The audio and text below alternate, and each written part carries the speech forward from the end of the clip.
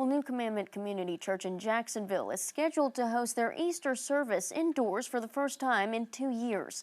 They lost their building in the March 2023 tornado that left a lone wall standing with crosses and a glass pulpit with a Bible inside. Channel 7's Kayla Christian has the details as they celebrate how far they've come. Kayla. From worshiping outside in front of rubble to hosting their first Easter service in their brand new building, New Commandment is excited to celebrate the journey of how far they've come and where they're going. It's just amazing to me how we went from being outside in front of rubble into being inside of a sanctuary.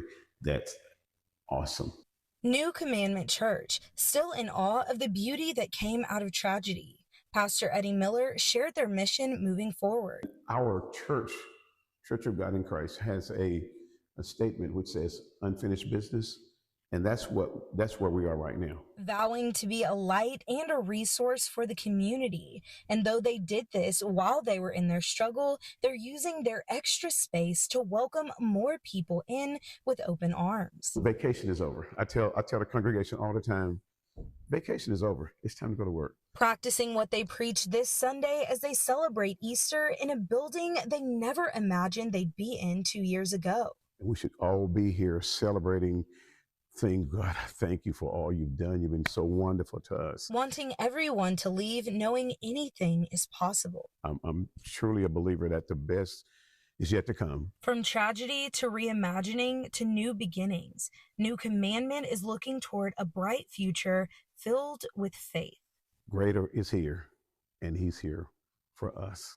He's greater than any problem, greater than any heartache, greater than any attack.